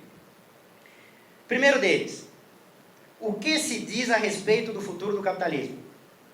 Não estou falando aqui de socialismo, de comunismo, porra nenhuma, não. Estou querendo dizer o seguinte, a teoria tematiza a historicidade do e no capitalismo, da forma que for, sim ou não. Isso para mim é um critério. A teoria hegemônica, se vocês quiserem chamar de ortodoxa, ignora deliberadamente a temática da historicidade. Não vou nem falar, mas inclusive no capitalismo. Só lembra dela quando lhe convém em períodos de crise. Lhe convém não, quando ela é obrigada a lembrar disso em períodos de crise. E segundo critério para mim mais importante, que era a minha deixa para falar da teoria do valor, mas enfim, calculei mal o tempo. Que teoria do valor é defendida? Teoria do valor trabalho ou teoria do valor utilidade? Isso para mim é importantíssimo. Só vou apontar para fechar. Por quê? Primeiro, porque teoria do valor, para qualquer teoria, saiba disso ou não explicite isso ou não, teoria do valor é a chave de qualquer teoria econômica. Porque remete à concepção, à forma como essa teoria considera o que é riqueza no capitalismo. O que é riqueza? Isso dá uma... Conforme você trabalha a questão da riqueza, isso te leva a uma determinada concepção de teoria do valor. Desculpem. E, em última instância, essa teoria do valor reflete a concepção específica que essa teoria econômica tem sobre o que é o capitalismo. Como é que essa teoria interpreta o capitalismo? Está relacionado com a teoria do valor. E a teoria do valor, do meu ponto de vista, não é uma questão de escolha, como manuais de HPE costumam apresentar. Não, você tem duas formas. Você opta, como se o indivíduo pudesse optar. Tem a teoria do valor do trabalho e tem a teoria do valor da utilidade. Não tenho como demonstrar. Mas mesmo quem parte da teoria do valor da utilidade, tem que me explicar o fato de que o valor de uso ou utilidade de qualquer bem ou serviço provém do trabalho. E o trabalho aqui no sentido mais filosófico. Quem não tem o tempo de desenvolver isso, quem quiser, vá atrás. Só para ponto final, duas afirmações rápidas. Primeiro, a tentativa de explicar os preços via teoria do valor da utilidade, ela é, circular. Sim, como é que você explica preço? Via mecanismo de oferta e demanda. E oferta depende do quê? De preço. E demanda de preço. Ah, mas o preço depende do quê? De oferta e demanda. Que vão determinar o preço. É circular. A desculpa teórica é, não, é uma determinação simultânea, principalmente em modelos de equilíbrio geral. Determinação simultânea, para mim, é uma desculpa para não... Segunda coisa, quando termina de funcionar o mecanismo de mercado, oferta e demanda, quando oferta e demanda são iguais, em equilíbrio parcial e ou geral, é que se determina o preço onde as transações, na teoria deles, têm que ser realizadas. O que significa dizer o seguinte, o preço que você deveria explicar se define justamente no momento quando o mecanismo que você utiliza para explicar a oferta e demanda deixou de funcionar. Porra, bela teoria. Então, como é que você explica aquele preço de equilíbrio? Aí tem todo um problema que eu poderia aqui desenvolver, não vou por falta de tempo. E última coisa. Teoria do valor trabalho, então, defendo isso, sim, mas a da economia política clássica, para mim, é insuficiente. Por que ela é insuficiente? Porque a teoria do valor trabalho, não da economia política clássica, como eu acho que ela tem que ser, não é só determinação de preço relativo. Aliás, até é, mas isso aí é quase irrelevante, porque é decorrência. Segundo, ainda que se trate de preços absolutos, ou seja, do aspecto quantitativo, da magnitude do valor, a magnitude, o quantitativo do valor, também não é a única coisa. E, aliás, é o menos importante. Não é a única dimensão. Uma teoria do valor do trabalho que não entende o valor como uma relação social e todas as implicações que isso traz, para mim é insuficiente. Eu quis fechar com isso para dizer uma coisa que, enfim, eu tinha que dizer, apesar de... que é o seguinte, e vou fechar, tá? Marx não é ricardiano. Sorte dele. Obrigado. A pergunta que eu vou fazer é a seguinte. Porque, assim, quando a gente vê os primeiros liberais, os primeiros economistas políticos, Adam Smith, Ricardo, o Estado tem um papel central aí nesse... para você manter a segurança pública, a ordem, para você garantir a produção de riqueza e a acumulação. Só que ao longo do tempo, os principais autores liberais, né, que depois se tornaram liberistas e tal, eles foram perdendo essa noção da importância do Estado nessa função de acumulação e reprodução das relações capitalistas. Isso aí passou mais para o lado marxista. Então, para mim, pelo menos para mim, isso aí parece muito óbvio, né? O Estado regulando, o Estado fazendo funcionar esse livre mercado, né? Então, vocês aí que conhecem mais de história e pensamento econômico, gostaria de saber como é que, o que possibilitou essa perda de noção do papel do Estado na teoria liberal. Como sempre faço perguntas que está por fora do tema, são mais ideias e sugestões a partir do que os professores falaram. Bom, a primeira é uma pergunta para a mesa, porque os três professores de Economia Política ou de História e Pensamento Econômico, e depois de escutar as ideias que foram colocadas, todos, me sugeriu uma questão. Qual seria, como o tema da mesa é o ensino de História Econômica, História do Pensamento Econômico, não de História Econômica, História do Pensamento Econômico, qual, desde o ponto de vista de cada um de vocês, seria a melhor forma de ensinar esta disciplina nas universidades? Geralmente, também não estou muito por dentro, mas ela se apresenta, é uma disciplina que se apresenta cronologicamente, né? Mas essa seria a forma adequada porque depois de escutar o que vocês falaram, não seria por escolas, não seria por filosofia que está por detrás das escolas, não seria por objeto. Será que o ensino de história do pensamento ele tem que acompanhar um pouco as coisas que vocês colocaram aqui, e conversar um pouco a forma como ela é dada nas universidades? Então, qual seria a proposta, se existe reflexão sobre isto, qual seria a reflexão, a opinião de vocês desse ponto de vista? A segunda é, bom, Marcelo fez uma exposição muito enfática, né? E aí então, eu gostei, assim, até acho que eu concordo com boa parte com o que você falou, Marcelo, porque sendo um pouco assim, apurando um pouco o conceito heterodoxo versus ortodoxo. Heterodoxo são muito poucos, somos todos engolidos pela ortodoxia, se não fomos já desde o início, já não fazíamos parte dela, tá?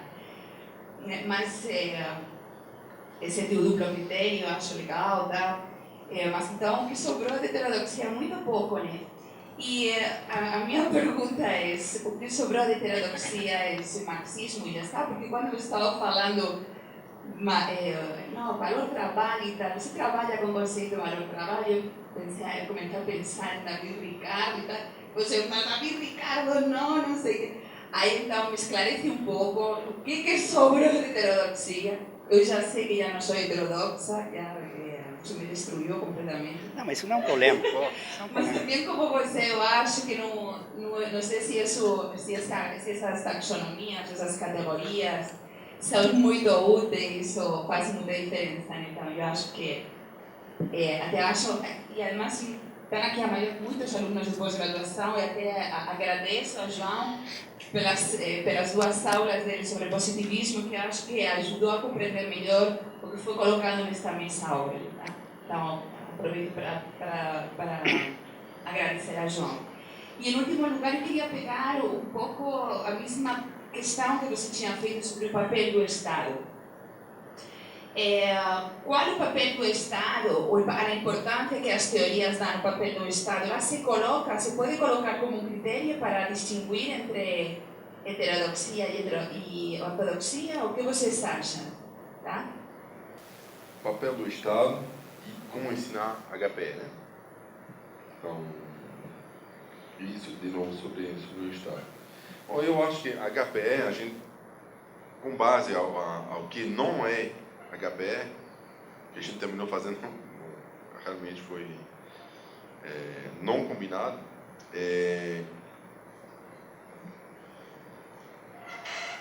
A ideia da visão de mundo, claro que é importante. Visão de mundo, ela não se base com um sentimento, acordar de manhã, ver um ser bonito e achar que tudo vai dar certo. Se a gente está pensando em organizações sociais, tem várias teorias, várias visões filosóficas sobre o andar da sociedade. É isso que nos interessa. Então, ensinar economia política não deveria poupar toda a discussão sobre filosofia, ciência social como um todo, entender a sociedade. Entender a sociedade não é unicamente entender o indivíduo racional. Aquele cara que vai conseguir a cada vez poder escolher o melhor doce de leite entre o argentino e o brasileiro. E claro, ele vai escolher o argentino. Ele não vou. Ele não conhece. Então, a preocupação sobre história e como ensinar bem, claro que deve ter história, econômica e política. Deve ter, claramente, uma parte de ensino sobre filosofia, para entender o positivismo. Augusto Comte, ele não chega para ter duas palavras dele na bandeira do Brasil, não é esse o ponto dele. Não é esse, por isso que ele foi recuperado na época do fascismo na França e na Europa.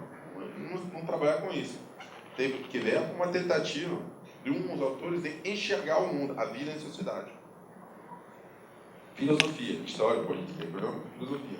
Ciências sociais, que são séries sociais, a gente tem que poder aproveitar a sociologia, mas não qualquer sociologia, de novo.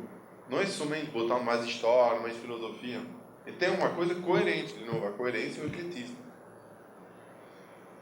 Eu acho que instrumento também é importante para poder colocar, não é que em história do pensamento econômico, eu até fiz a brincadeira, eu não vou projetar nada porque não tem muitas curvas. E depois pensei melhor, não, poderia até aproveitar alguma coisa. A gente pode também mobilizar elementos para enxergar a realidade que nos interessa. Qual é essa? A desigualdade, a pobreza, a mortalidade. Isso que faz eu entender o que é interessante. Por exemplo, um termo fundamental para entender HPE, para entender HPE como eu considero que seja interessante, e história de economia política, tem que ter demografia, para entender os movimentos das populações, a sociedade. Como que a gente entende a explosão e a preocupação, por exemplo, a briga, Malthus, Ricardo. Tem que ver a curva de demografia. Por que acontece a mesma coisa? Como termina o modelo de solo, que a taxa de crescimento de equilíbrio na etapa sem progresso tecnológico igual à taxa de crescimento da população. Por quê? Tem justamente a transição demográfica que acontecia nesse período. Então, tudo isso pode ser elementos, uma coisa que, claro, tem que ver com alguns elementos escolhidos, tem que ter um corte, história, filosofia, instrumentais, pode ser a demografia, eu acho super importante. E quais temáticas, como? Eu acho que aí não tem escolha. E voltar aos textos originais. Então, isso faz com que os autores, geralmente, não tenham um texto chamado assim, o Estado na visão heterodoxa, mais, tem que fuçar e tem que digamos, ingeriam muito material. Mas a pós-graduação é o momento de focalizar alguns autores, algum tema, algum corte, e gostar muito da bibliografia. Na Europa você fala assim, na França, na Europa não é isso. Monografia é uma revista rápida de literatura sobre um ponto específico, bem feito. A dissertação, pós-graduação, tem que ter uma visão da bibliografia com autores originais e com um ou outro ponto destacado que pode até não ter a resposta na tese de dissertação, mestrado. E o doutorado, de novo, textos originais, maneiras de problematizar diferentes e levantar um ou outro ponto que vai tentar ser abordado. HBE, quer dizer, texto, muito texto, um corte, o Estado. Eu acho que o Estado no HBE é possível nessa tese de dissertação. Tem que ser mais problematizado. Os Estados durante o Conselho de Washington na América Latina, ou do Brasil. Pode ter também. A visão do Conselho de Washington tem que ver com a conceição do... um conceito de Estado da visão liberal. Parece que tem que saber a filosofia e organização sociopolítica desses Estados. Então, história, política, filosofia, ciência, instrumentos. Eu acho demografia, por exemplo, que eu acho muito importante. Sobre o tema do papel do Estado, bom, seria um erro dizer que o Estado desaparece, some. Quem assina as leis, quem assinou a lei da convertibilidade na Argentina, não é qualquer um, é o Estado, como o poder legislativo. Quem assinou as privatizações é o Estado. Então, dizer que o papel do Estado ele perde a ação na visão liberal, não, ele é o braço. Aí, de novo, falando isso, volta a ideia de um grupo de autores, Marx em específico, que relaciona economia e política. Não é unicamente a Revolução Industrial. A Revolução Burguesa Industrial que reorganiza isso. E aonde que está o povo? Bom, a pergunta pode ser fazer de maneira histórica, poderia ser fazer também de maneira mais historicizada. Por exemplo, aonde que está o povo no Brasil do Partido dos Trabalhadores. Bom, então, textos originais, a dificuldade de ter que somar vários elementos, filosofia, história do pensamento. Não entendi. O João fez uma apresentação sobre a filosofia, isso? Do curso? Não, 2 aulas sobre filosofia da ciência. Super importante. E ortodoxia e heterodoxia, claro que o corte não é dizer só Marx ajuda. Tem esse autor e tem outros autores. Para mim, ajuda muito ter um autor neoclássico.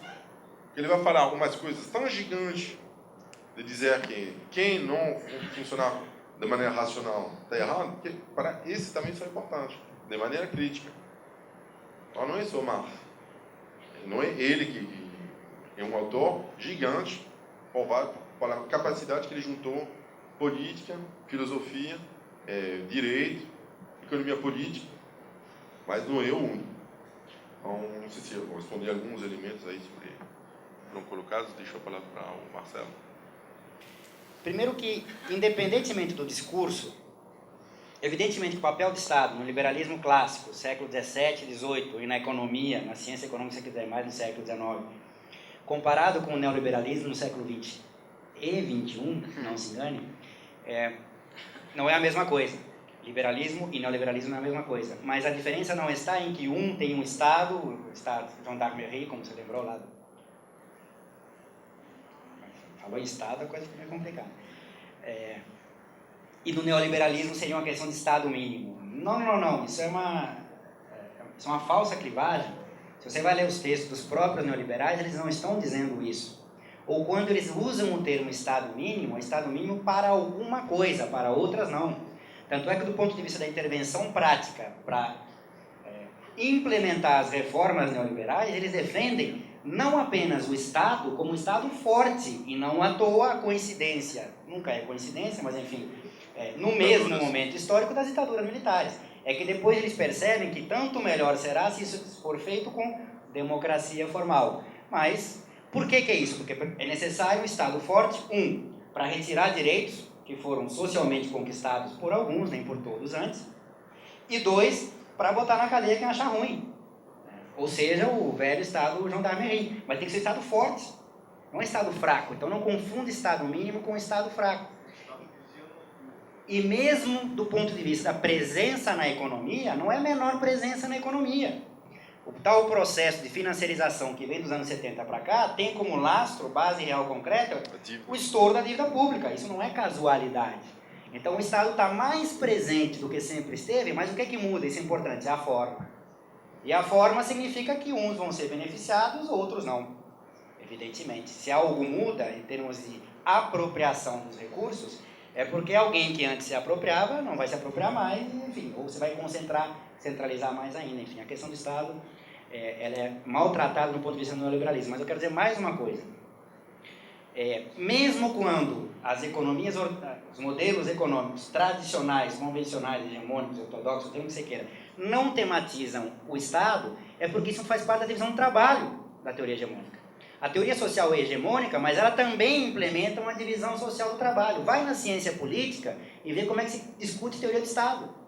É uma discussão de teoria do Estado, a hegemônica, que casa perfeitinho com a teoria econômica hegemônica, inclusive com a teoria dos jogos. As pessoas votam de acordo com seus mapas de preferência, sujeito a restrições, e o resultado total advém, provém do indivíduo. É a mesmíssima coisa. E jogos podem ser cooperativos, não cooperativos. Igualzinho, tem uma divisão temática. Não nos enganemos. O fato de teoria econômica não trabalhar não quer dizer que a teoria social hegemônica não trabalhe. Trabalha e muito. Aliás, dizem que o caráter conservador da teoria, na teoria social, talvez será mais pesado lá do que cá. Mas, enfim. Ana, sobre a questão do ensino, qual é a melhor forma de ensinar? Eu confesso o seguinte: a cronologia é não só importante, ela é a base da coisa.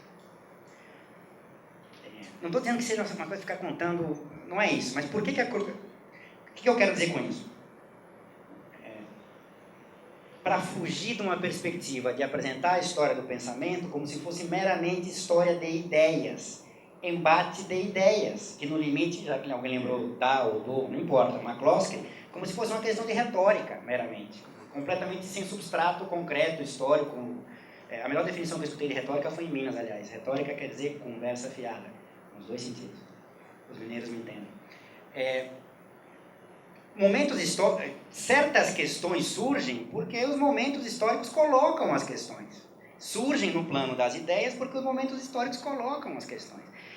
Se revisita a teoria da crise dos ciclos agora, não é à toa. Se revisita o papel do Estado na economia depois da crise dos anos 30, não é à toa. Enfim, o momento histórico ajuda, inclusive, o aluno a perceber por que aquela questão se colocou. Senão você vai achar que, por exemplo, o debate na curva de Phillips é um debate meramente formal da especificação da curva. Não é não. Se manifesta assim porque tem um problema real concreto que se coloca e o pensamento tem que lidar com isso. Então, eu acho que é extremamente importante, não a cronologia no sentido do isto, depois aquilo, mas o momento histórico em que surgem as escolas de pensamento, filosófico, social, econômico, é crucial, da historicidade, é isso que me importa mais. Assim eu faço. Eu não fico no plano meramente das ideias. Às vezes a gente é mais bem sucedido nisso, às vezes menos, mas enfim, aí pelo menos é assim que eu entendo, né?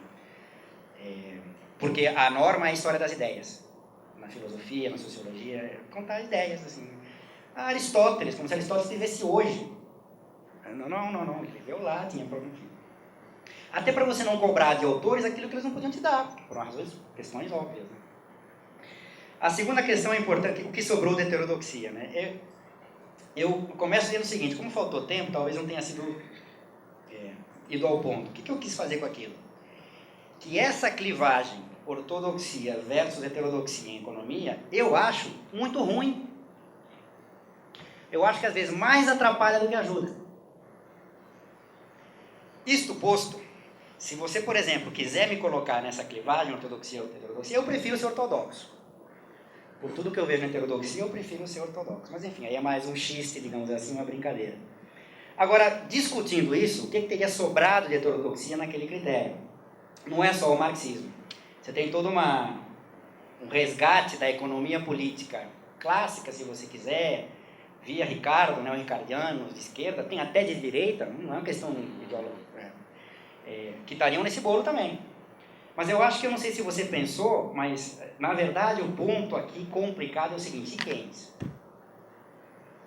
O ponto complicado aqui é Keynes. Por que o ponto complicado é Keynes? Naqueles critérios que eu fui colocando, deixa eu ver se eu pego aqui o primeiro deles. O que se diz a respeito do futuro do capitalismo? Eu disse que a ortodoxia deliberadamente ignora. O que o Keynes faz com isso? Ele não fala? Não, ele fala às vezes, mas é um falar meio... Qual é a teoria do valor do Keynes? Se a gente pega lá o capítulo 12 da teoria geral, ele aceita o postulado clássico, no fundo é a teoria da distribuição. Ele aceita uma... O Keynes era marshalliano, tá? Não se esqueçam disso, não só na linguagem, preço de oferta agregada, linguagem marshalliana, é preço em função da quantidade, não o contrário ao Laval-Rah. Ele estudou com o Marshall. Ele tem uma lógica de equilíbrio parcial, ele é marshalliano. Claro que tem autonomia do seu pensamento. Tem todo um debate porque raios o Keynes aceita um postulado e renega o outro. Um dizem que era uma questão de conveniência para não ter que construir uma teoria da distribuição ali na teoria geral. Porra, será? Não sei. O fato é que ele aceitou. E ao aceitar, aceitou a teoria marginalista da distribuição, que é um pedaço da teoria do valor. Eu acho que é um pedaço menos importante, mas no debate econômico, se você quiser, é um debate importante. E aí? Outra pista. Qual é a unidade de medida da teoria geral? O Keynes fala lá meio rapidinho, não explica muito bem, mas diz, vou medir tudo em unidades de salário. Por que ele escolheu unidade de salário? Eu fiz essa pergunta já para alguns keynesianos eminentes, ilustres, e a resposta, a melhor, tem piores, a resposta que eu vi, porque ele precisava escolher uma. Eu acho que ali tem o velho problema psicanalítico do Ricardo, da tal da medida invariável do valor. Todas são ruins, mas eu vou ficar com o trabalho porque, enfim, é a menos problemática. Não diz por que o Ricardo. Eu desconfio que o Keynes elegeu unidade de salário para medir as variáveis agregadas do modelinho dele, tem algo a ver com isso. Isso significa que está aceitando a teoria do valor do trabalho? Não, do meu ponto de vista não, mas é sintomático. Não. Então o Keynes aí, o Keynes é heterodoxo ou é heterodoxo? Ortodoxo ou é heterodoxo? Conforme os critérios aqui. Fé no livre mercado, certamente ele não tinha. Certamente ele não tinha. Mas, ao defender que o mercado tem falhas, ele briga, e aí você percebe isso mais em outros textos, na teoria geral, para salvar o capitalismo. É justamente porque o mercado não é perfeito que a gente precisa de outra coisa, que é para essas porra desses trabalhadores não ingressarem no Partido Comunista e resolverem a crise como estão resolvendo lá no Oriente. É isso. Ele quer continuar tomando chá das 5 com serviçais servindo chá das 5. Ele diz isso explicitamente. Ele é Sir, né? Lord. Mas Keynes é o pepino. Ele é ortodoxo ou heterodoxo? Não à toa, dali sai coisas, desde um keynesianismo de esquerda extremamente radical, tão radical como possa ser, se é que é possível, como o keynesianismo conservador do mais... Então, não sei se era a tua intenção a fazer essa pergunta, mas a questão é essa. E o Keynes? Onde é que entra nisso? Mas, de novo, para terminar, para mim essa é uma clivagem ruim. Se você quiser me colocar nessa clivagem, eu sou ortodoxo. Por quê? Nem economista me considero. Mas aí já é outra brincadeira. Considerando essa discussão de heterodoxia e ortodoxia, como é que vocês avaliam o atual estágio da heterodoxia aqui no Brasil? Considerando que aqui a formação teve forte influência keynesiana, de Kalex, como é que depois da avalanche neoliberal, como é que essa heterodoxia hoje ela se coloca? Se ela enfrenta dificuldades ou não? Eu quero, na verdade, eu estou falando que professor da área de História do Pensamento, que na verdade deveria ter mantido o nome de economia política, perdeu esse nome, sei lá por quê. Enfim, de repente a gente poderia resgatá-lo do fundo de baú, que é o que os professores da área, majoritariamente, na verdade, todos os professores da área trabalham, na verdade, com economia política sob perspectivas diversas. Na verdade, tem um conjunto muito específico de marxistas, mas também temos, felizmente, variedade no nosso conjunto. Mas eu queria, recentemente aqui na faculdade, falando de graduação em pós, nós tivemos, fomos obrigados a discutir questões curriculares. Por exemplo, recentemente na pós, a emenda da disciplina obrigatória da HPE foi refeita e o que restou foi, na minha opinião, uma emenda muito abrangente. Então eu queria fazer duas perguntas, uma para o Marcelo e uma para o Alexis.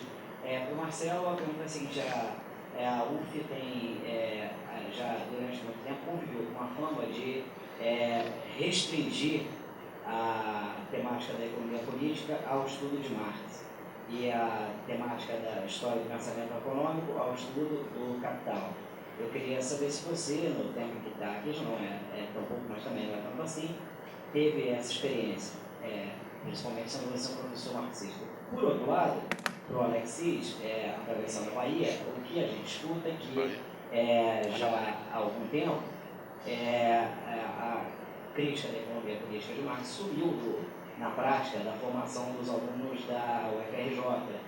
E o que, na verdade, os alunos têm acessado é o que a gente escuta, eu vou te perguntar. O que os alunos têm acessado, na verdade, é uma variante, quando muito, uma variante ricardiana do pensamento de Marx. E essa variante ricardiana é usada em contraposição ao conjunto da teoria econômica. E eu queria ouvir de você, como professor da nossa co-irmã, se de fato essa tem sido a experiência do ensino na UFRJ. Edinho, a tua pergunta, por mais capciosa que seja, é mais fácil responder. Eu te proponho um critério de avaliação que é o seguinte: compara as propostas de intervenção prática para responder à crise econômica atual em que vivemos, dos heterodoxos, brasileiros ou não, e dos ortodoxos. E me diz sinceramente, qual é a diferença? Falei que era mais fácil. Às vezes a dos ortodoxos é mais radical. Curiosidade ou não. João, a questão do ensino, do currículo, né? A UF tem uma fama histórica, às vezes muito por culpa da própria UF, de reduzir ou tratar apenas a economia política HPE como se fosse meramente Marx. Dois comentários. O primeiro deles, eu acho que, independente da fama ou não, eu acho que, quer dizer, isso é dinâmico, é interrelacionado. As pessoas que têm frequentado a UF, seja na graduação ou pós-graduação, começaram a perceber que, embora seja um grupo de professores na área majoritariamente, mas como você bem lembrou, salutarmente, não restrito ao marxismo, trabalha do ponto de vista do ensino e às vezes da pesquisa, com outras perspectivas teóricas. E aí o segundo comentário que eu vou fazer é justamente esse, que é quem assiste. Estou falando por mim, eu poderia falar por qualquer um de nós. Não estou fazendo propaganda da UF, não, tá? De novo, a UF é sobrenatural, é complicada, né? Anda a passo de tartaruga, quem frequentou reitoria sabe como é que é, tá? Então, tá, ninguém fala mais mal da UF do que eu. Antes de Niterói, que é mais paranormal ainda. Mas, enfim. Tem que sair da sala aí nessa conversa? Não. Posso ficar? Não, a UF Niterói é tão paranormal que tem o NIEP. Não precisa de nenhuma outra prova disso. Mas, por exemplo, o curso de Pensamento Econômico 4 que eu dou na graduação, que é, no fundo, uma história do pensamento macroeconômico, os alunos que não têm muito desconfiômetro, mas que não vão atrás para saber de quem eu sou, não fazem a menor ideia do que eu seja. Quando eu entro para dar aula de monetarismo, eu sou friedmaniano, na veia. Na veia. Os alunos que fizeram HPE comigo na pós semestre passado, viram como eu me empolguei na aula do Menger. Menger! Pensamento austríaco. Tentando mostrar como aquilo fazia sentido. E faz. Essa é a questão. Ou seja, tem a ver com a questão do ensino. Se tem diferentes perspectivas teóricas, a obrigação nossa é, 1, apresentar todas, e 2, da melhor maneira possível. E apresentar da melhor maneira possível é, independente da tua própria perspectiva teórica ideológica, conhecer aquela porra, tem que conhecer mesmo, tem que ler. Tem que estudar aquilo, a sério. Até porque quando você vai criticar, a melhor maneira de você criticar um pensamento, um autor, é respeitando aquele autor, lendo o que ele de fato escreveu, com quem ele debateu no seu momento histórico, e não por meios indiretos. O que normalmente se faz conosco. Tentando meio que... Então eu acho que, do ponto de vista, não só, a graduação a gente precisa fazer alguns ajustes, né? Temos que pensar, temos que, na área aqui já meio que discutir, a questão de PEC 3, como é que faz, como é que não faz. HPE na pós, primeiro, tem que ser um curso de HPE. Se o nome é História do Pensamento Econômico, tem que ser um curso de História do Pensamento Econômico. Problema, um curso em nível de pós-graduação de História do Pensamento Econômico, 60 horas, é impossível. É uma loucura. Loucura. Como a gente desdobra, não desdobra, escolhe uns, mas porque uns não outros, aí a gente tem que pensar, é um desafio nosso. Prometo que não vamos botar mais uma obrigatória para vocês, tá? Isso aí está fora de questão. Mas, enfim, acho que era isso, Alexis. Bom, sobre a pergunta do Eduardo, é isso? Edson. Edson, desculpa, Edson. Sobre heterodoxia do Brasil, o Marcelo fez a partir das propostas de políticas econômicas. Eu tentaria lembrar vocês que vocês, aqui na UF, na UFRJ também, têm muita sorte. Porque o mundo, você falou aqui, muito difundido, Keynes, Kaleg, Schumpeter, não é verdade em todas as partes do Brasil. Muito pelo contrário, tem relativamente poucas instituições que têm isso. O Instituto de Economia se vanguarda de ter vários professores que dão tudo isso, aí pode ser que o Marx tenha um pouco sumido, mas quem sabe se... Diz que tem um argentino lá que é mais ou menos. Algum dia. Mas eu acho que é uma visão um pouco distorcida. O Keynes, Kaleg e Schumpeter, primeiro, não sei se vale a pena botar os três como sinônimo de heterodoxia. Os três, eu diria, dois dialogam muito com o referencial neoclássico, o outro dialogou um pouco, Kaleg, e depois terminou falando outra coisa e foi recuperado pelos pós-keynesianos. Mas eu diria que isso é uma coisa muito... Tem poucos centros que tem isso. Ao contrário do que você está sugerindo, a gente olha, quando a gente vê as brigas que tem, por exemplo, nas publicações, como chama aquele... classificação... Quais? Não é isso que está acontecendo. No pensamento heterodoxo, vocês têm que ter boas ferramentas, que o mundo acadêmico brasileiro e mundial em geral, ele não é muito aberto a essas ideias um pouco diferentes do mainstream, para não entrar nessa briga ortodoxa e heterodoxa. E também eu lembro um debate na minha universidade de Nanterre, que durou uns 2 ou 3 seminários, depois acabamos de longe. Esse debate, na verdade, foi em 2000 justamente, na época do pós-autismo.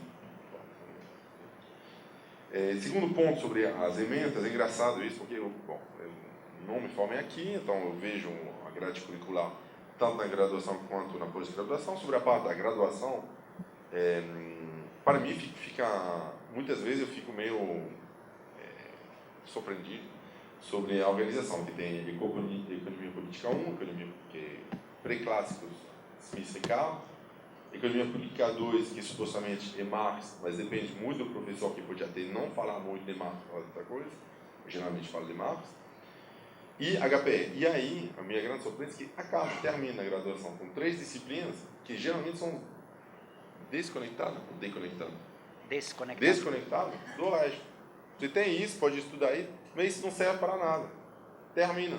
Aí depois tem introdução a macro 1, introdução a macro, que se chama macro 0. Depois a macro 1, macro 2, eletivo macro 3. E você continua julgando com teorias das empresas, mas tem uma certa continuidade. A economia política fica meio isolada. 1, 2, HPE, morre na praia. Bom, eu acho isso meio esquisito. Não esquisito, eu acho que isso faz com que os alunos achem que termina aí. Você bota um pouco de marcha, faz um molho e termina aí. Eu acho que perde o interesse que tem a economia política, como eu tentei colocar aqui, e HPE para estudar os fenômenos atuais. Economia industrial pode ser interessante estudar com uma perspectiva crítica da economia política. Por que tem certos grupos, oligopólio, toda a parte da concentração, quem fala disso? só os economistas neoclássicos da concorrência perfeita. Não.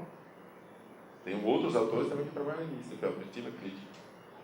Então, eu acho que na graduação, muitas vezes, termina sendo essa economia política HPE meio uma via, tem que fazer para cumprir e não serve para nada. A instrumentalização da economia política da HPE, para mim, é incrível. Mas muitas vezes terminam sendo meio que isolado. Você trabalha nisso, os alunos olham para você e já estão vestidos. Estão vestidos para ir para fazer estágio em bancos, em bolsas de valores. Eles escutam a gente falar de coisas, aí levantam, escrevem a prova, fazem a prova, fecham, delete e voltam a fazer o resto. Não, na verdade, ele pode até trabalhar na bolsa de valor, fazer estágio muito bom, mas pode ser indivíduos que têm uma visão crítica sobre a sociedade. Eu acho que o currículo atual, não especialmente no IE, também no IE, ele termina deixando um pouco isolado essa parte. Eu gostaria de poder modificar isso, por exemplo, propondo tem uma disciplina chamada metodologia. Ele é dada, acho, no 6º ou 7º período. Como assim, metodologia só no final? Então, primeiro você tem estatística, matemática, álgebra, introdução se chama micro 0, micro 1, micro 2, macro 0, macro 1, macro 2. Tem lá a história econômica geral, para fazer uma coisa bonitinha, que parece blá blá blá, e termina não liberando o potencial analítico que tem a economia política. E eu estudo HPE. Então, em uma parte da crítica, a gente vai tentar ver, e eu acho que isso no Instituto tem uma visão relativamente aberta, as pessoas não são contra. Também, pode ser que não tenha acontecido muito, porque tinha vários professores, uma visão, uma estrutura, que agora está se modificando. Mas eu não vejo a modificação como uma coisa orientada para não ter a educação, a economia política, não ter a HPE. Eu acho que depende das pessoas que vão entrar. Então tem que fazer um apelo também para fazer. No nível de pós-graduação, outro exemplo. Eu quase dei, mas também não funcionando por conta de elementos externos, uma parte do curso na pós-graduação que era imperialismo, teoria da dependência, economia marxista. Então, é possível que isso aconteça. E não tem nenhum impedimento que, pelo contrário, isso é incentivado. A gente tem que tomar coragem e entrar no bairro. Então, a gente começou a lançar isso, terminou sendo um curso com outro colega, que terminou não dando certo por causa externa. Mas eu acho que o que termina sendo relevante não é dizer os neo-ricardianos não é interessante. Eu acho interessante também. Mas quando a gente não pode entender que os alunos já vão saber o que é a crítica marxista aos neo-ricardianos. Primeiro tem que dar Marx bem, tem que estudar bem, para estudar Marx bem, tem que estudar bem para dar Ricardo, para dar, e não tomar como pressuposto que é o nosso interesse. Tem alunos aqui que tiveram aula comigo em desenvolvimento, então eu apresento os neoclássicos, os keynesianos, pós-keynesianos, eles terminam, não sei o que eles pensam, né? Mas eu apresento vários. Bom, o que eles querem dizer? Isso. No final tem alguns, esse professor é muito keynesiano, ele é muito neoclássico, ele é muito cepalino, um desses aí. Mas a maneira de apresentar, como o Marcelo falou, a gente tem que ser convincente em todos os tipos, todas as variedades. Se a gente está gerando intelectuais ou mestres ou doutores, eles têm que ter as ferramentas. Então, eu não vejo na minha instituição muito restrição para fazer isso, mas a gente tem que tomar coragem. Pode ser que também, então, inter-relação aí com os colegas aqui, permita organizar, pensar uma coisa mais abrangente, lembrando que todos nós temos escolha. As escolhas aparecem nas nossas pesquisas, nossos grupos de interesse, então, mas na hora de dar aula, a gente não tem que pensar que os alunos têm que votar a favor ou contra da gente. A gente tem que ter essa ideia de formar profissionais com a cabeça crítica. Isso é só dando todas as... Não é contra os neoclássicos, contra os neoclássicos.